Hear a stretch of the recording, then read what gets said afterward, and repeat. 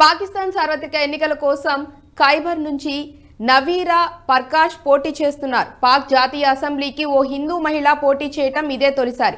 ఇంతకీ ఎవరి సవీరా?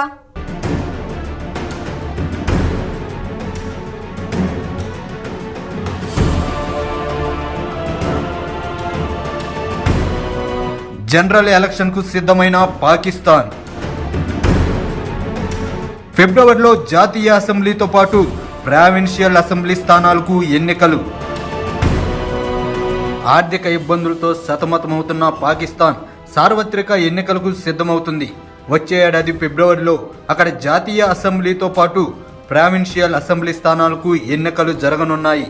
ఈ ఎన్నికల్లో తొలిసారి ఓ హిందూ మహిళ పోటీ చేస్తుండడం విశేషం. ఖైబర్ పఖ్తూన్ఖ్వాలోని బునేర్ జిల్లా నుంచి డాక్టర్ నవీరా పర్కేష్ ఎన్నికల బరిలోకి దిగారు. పీకే 25 స్థానానికి ఆమె నామినేషన్లు దాఖలు చేశారు.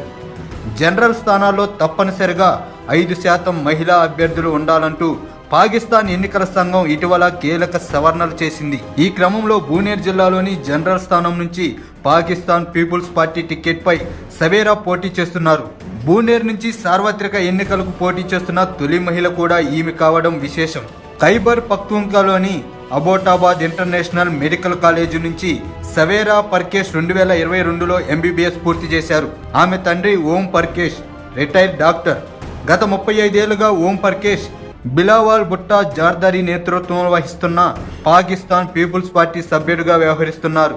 తండ్రి అడుగు జాడల్లోనే సవేరా కూడా రాజకీయాల్లోకి అడుగుపెట్టారు. ప్రస్తుతం ఆమె బునేర్లో PPP మహిళా విభాగానికి జనరల్ సెక్రటరీగా వ్యవహరిస్తున్నారు.